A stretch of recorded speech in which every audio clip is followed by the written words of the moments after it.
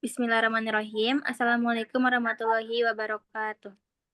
Waalaikumsalam warahmatullahi wabarakatuh. Waalaikumsalam. Selamat siang. Yang terhormat Bapak Acep selaku dosen pemata kuliah AKM 2. Di sini kami dari kelompok 3 akan mempresentasikan laporan segmentasi interim PT Indofood Sukses Makmur Tbk. Sebelumnya, perkenalkan saya Levina Ismawanti selaku moderator dan rekan saya. Saya Risa Mutiasari. Saya Lola Sriwaningsih. Saya Givari Rizkia Pratama. Dan saya Rindy Aulia. Mungkin untuk mengefektifkan waktu, kita lanjut aja ke materi yang pertama, yaitu industri akan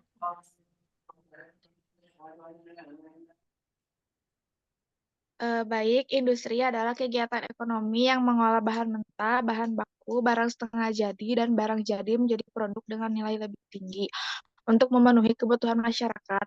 Dalam konteks ini, industri mencakup berbagai jenis usaha, termasuk industri kecil dan besar, serta sektor jasa. Proses ini bertujuan untuk menghasilkan barang dan jasa secara efisien, menggunakan keterampilan dan teknologi berdasarkan Undang-Undang Republik Indonesia Nomor 5 Tahun 1984. Industri juga berfungsi untuk meningkatkan pertumbuhan ekonomi dan kesejahteraan masyarakat. selanjutnya akan dibacakan oleh Givari. Dipersilahkan. Baik, terima kasih. Selanjutnya yaitu profil perusahaan. Indofood merupakan sebuah perusahaan total food solution dengan kegiatan operasional yang mencakup seluruh tahapan proses produksi makanan, mulai dari produksi dan pengolahan bahan baku hingga menjadi produk akhir yang tersedia di pasar. Indofood dikenal sebagai perusahaan yang mapan dan terkemuka di berbagai kategori bisnisnya. Dalam menjalankan kegiatan operasionalnya, Indofood memperoleh manfaat dari skala ekonomi serta ketangguhan model bisnisnya yang terdiri dari 4 kelompok usaha strategis yang saling melengkapi sebagai berikut. Yang pertama yaitu produk konsumen bermerek atau CBP dengan didukung oleh kekuatan merek-merek produknya. Grup CBP memproduksi beragam produk konsumen bermerek antara lain mie instan, dairy, makanan ringan, penyedap makanan, nutrisi, dan makanan khusus dan minuman.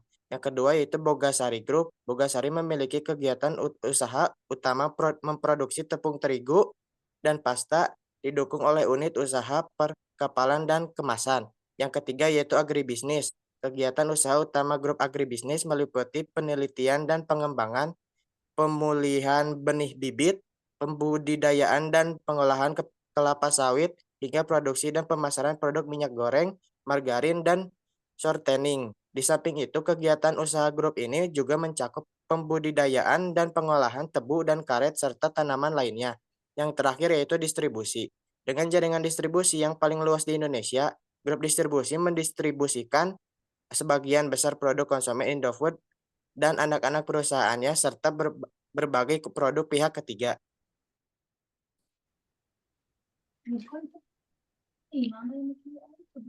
Oke, dilanjut ke laporan segmentasi dan interim PT Indofood Sukses Makmur Tbk dalam satu semester atau per 6 bulan. Segmentasi yang pertama itu segmen pendapatan. Di antaranya produk bermerek CBP yaitu terbagi beberapa segmen lagi. Ada mie instan pun terbagi beberapa merek. Ada Indomie, Popmie, Sarimi, dan Supermie. Yang kedua itu produk bermerek CBP Dairy. Dairy pun terbagi beberapa macam, yaitu susu kental manis, susu UHT, es krim, dan mentega atau margarin. Produk bermerek CBP juga ada makanan ringan. Makanan ringan pun terbagi beberapa segmen, yaitu ada Citato dan Cikibal. Selanjutnya, produk bermerek CBP itu penyedap makanan. Penyedap makanan pun terbagi beberapa segmen. Yang pertama itu Indofood Racik, yang kedua itu Indofood Saus Sambal. Selanjutnya, produk bermerek CBP nutrisi dan makanan khusus. Ini pun terbagi beberapa segmen lagi. Yang pertama itu ada Promina, yang kedua itu Sun. Selanjutnya itu produk bermerek CBP yaitu minuman. Minuman pun terbagi beberapa segmen. Yang pertama itu Chocobit, yang kedua Ichi Ocha. Selanjutnya akan dijelaskan oleh Arisa.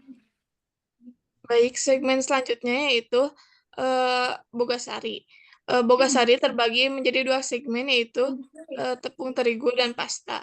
Lalu ada segmen agribisnis yang dalamnya adalah pemuliaan benih bibit, lalu pembudidayaan dan pengelolaan kelapa sawit, produksi dan pemasaran minyak goreng, margarin dan shortening, lalu pembudidayaan dan pengolahan tebu dan karet. Lalu ada segmen distribusi, yaitu distribusi produk Indofood dan distribusi produk non-Indofood.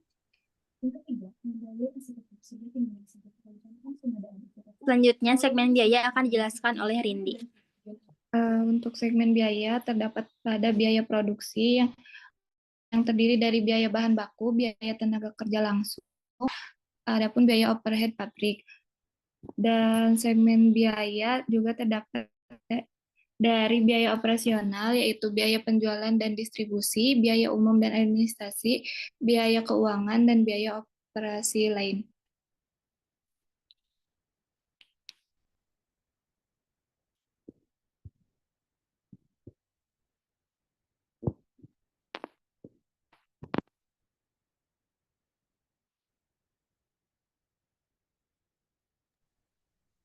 Mungkin cukup sekian presentasi dari kelompok 3. Mohon maaf apabila banyak kekurangan. Terima kasih. Wassalamualaikum warahmatullahi wabarakatuh. Waalaikumsalam warahmatullahi wabarakatuh.